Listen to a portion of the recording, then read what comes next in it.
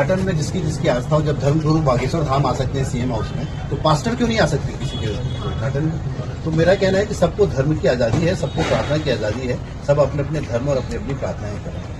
संविधान में सबको अधिकार दिया हुआ है। कोई भगवा पहन के गुंडागर्दी करेगा तो उसको बर्दाश्त नहीं किया जाएगा। और गए थे चाहे वो प्रबल प्रताप सिंह हो, और एक भी आदमी कोटा का नहीं था, सब बाहर के लोग गए थे, तथाकथित भगवाधारी लोग। तो पूरे हमारे शांति के टापू कोटा पे अशांति फैलाना चाहते हैं। इनके ऊपर एफआईआर दर्ज नहीं होगी तो आएंगे कि कोटा विधानसभा के गांव के लोग क्या कर सकते हैं। तो आप उनको चिता देना कि आप अगली बार किसी भी गांव में घुसने से पहले 4 बार सोचें। ये तो फिर दसपुर जैसी घटना होगी जहां पर 10,000 लोग सड़क पर निकले थे ना, वैसी ही घटना होगी। ये आप समझा दी गए, अशांति फैलाने की कोशिश करने वाले, भगवा के नाम पर आतंक फैलाने वाले लोगों से बचना है। जो हिंदू धर्म को भी बदनाम कर रहे हैं और भगवा पहनकर वहां पर गुंडागर्दी कर रहे हैं, ऐसे लोगों को बचाना है। केवल पैर धोने से आदिवासियों का भला नहीं होने वाला। आदिवासियों का भला चाहते हैं तो उनके स्वास्थ्य, उनकी शिक्षा की व्यवस्था करें। और वो बहुत अच्छा सा एक सामुदायिक भवन भी रहा है जिसमें सभी समाज, सभी धर्म, सभी सांस्कृतिक कार्यक्रम होते हैं। उसके लिए अगर वो वहाँ पर इस तरीके से बवंडर मचाएंगे और वहाँ की शांति व्यवस्था, तो उनके ऊपर एफआईआर दर्ज की है। अगर एफआईआर दर्ज नहीं होता तो आज भी गांव से ट्रैक्टर से लोग आने तैयार थे। ये तो यहाँ पर एक महाधरने का आंदोलन करेगा। एफआईआर नहीं हुई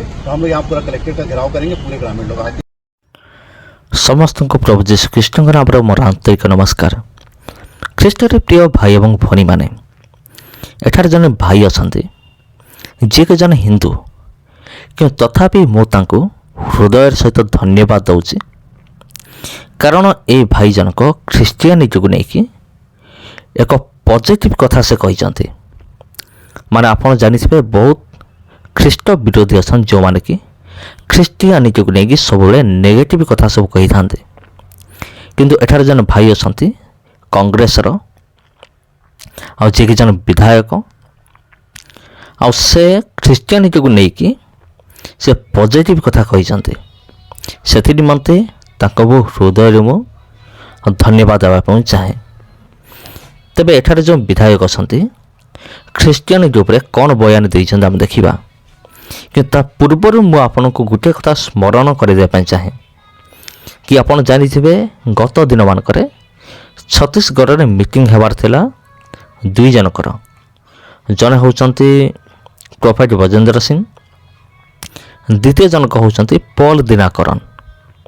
तबे बजेंद्र सिंह, पॉल दिनाकरन दुईटी जाक मीटिंग को कैंसल करागला, कारण बर्तमान बीजेपी सरकार राज चली।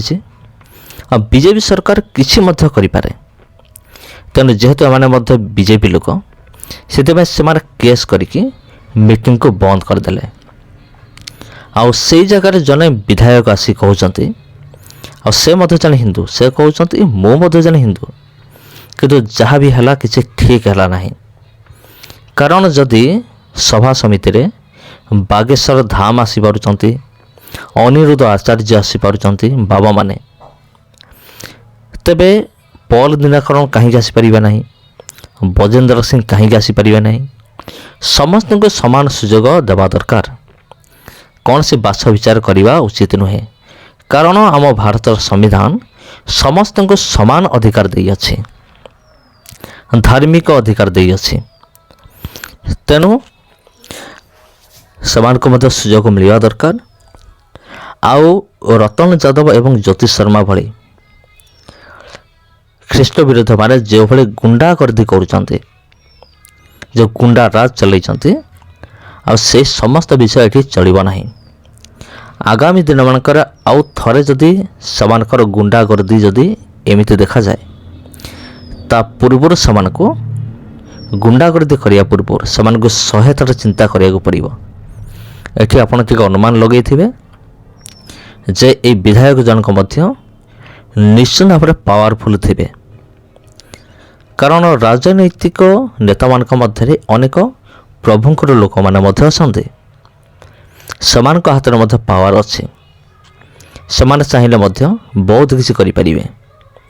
तेणु आगामी दिन मानक जो मीटिंग हम से मीटिंग गुड़िक केमिति हम, प्रकृत में बजरंग दल लोक मैंने चाहिए मीटिंग बंद करने, किंतु यही प्रभुंकर लोक मैंने चाहिए जे सबु धर्म को सम्मान दि जाऊ, मीटिंग हो। से हिंदू हेले मध्य ये समस्त विषय से कहे। तेबे आपण कौन कहते, आपणकर चिंताधारा कौन? ये ଲୋକମାନଙ୍କୁ ଆପଣ କ'ଣ କହିବେ? ଆଉ ମୁଁ କେଉଁମାନଙ୍କ କଥା କହୁଛି? ଯେଉଁ ହିନ୍ଦୁ ଭାଇଙ୍କ କଥା ମୁଁ କହିଲି ତାଙ୍କ ବିଷୟରେ ଆପଣ କ'ଣ କହିବେ? କମ୍ ସେ କମ୍ ତାଙ୍କ ନିମନ୍ତେ ଗୋଟେ ଲାଇକ୍ କରିଦିଅନ୍ତୁ, ଚ୍ୟାନେଲକୁ ସବସ୍କ୍ରାଇବ୍ କରିଦିଅନ୍ତୁ, କାରଣ ଆଗାମୀ ଦିନମାନଙ୍କରେ ଏଇଭଳି ଅନେକ ଭିଡ଼ିଓ ଆସୁଅଛି। ତେବେ ପ୍ରିୟ ଭାଇ ଏବଂ ଭଉଣୀମାନେ,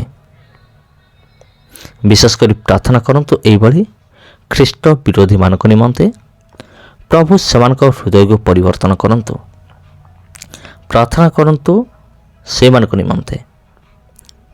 ଆଉ ଯେଉଁମାନେ କି ଖ୍ରୀଷ୍ଟିଆନିଟିକୁ ନିନ୍ଦା କରନ୍ତି, ଆଉ ଆପଣ ସେମାନଙ୍କ ନିମନ୍ତେ ମଧ୍ୟ ପ୍ରାର୍ଥନା କରନ୍ତୁ ଯେଉଁମାନେ କି ପ୍ରଭୁ ଯୀଶୁଖ୍ରୀଷ୍ଟଙ୍କ ଲୋକମାନଙ୍କୁ ସପୋର୍ଟ କରନ୍ତି ଏଇଭଳି ଭାଇଙ୍କ ସଦୃଶ୍ୟ। ତେବେ ସମସ୍ତଙ୍କୁ ଖ୍ରୀଷ୍ଟ ପ୍ରେମର ମୋର ଆନ୍ତରିକ ନମସ୍କାର। ପୁଣି ଦେଖା ହେବ ଆପଣଙ୍କ ସହିତ ଆଉ ଗୋଟେ ଭିଡ଼ିଓରେ ଆଉ ଗୋଟେ ଅଧ୍ୟାୟରେ। ଚ୍ୟାନେଲକୁ ସବସ୍କ୍ରାଇବ୍ କରନ୍ତୁ, ଭିଡ଼ିଓକୁ ଲାଇକ୍ କରି ଏ ଭିଡ଼ିଓକୁ ନିଶ୍ଚିନ୍ତ ଭାବରେ ଅନ୍ୟମାନଙ୍କ ସହିତ ସେୟାର କରନ୍ତୁ। ସମସ୍ତଙ୍କୁ ଖ୍ରୀଷ୍ଟ ପ୍ରେମର ଆନ୍ତରିକ ନମସ୍କାର।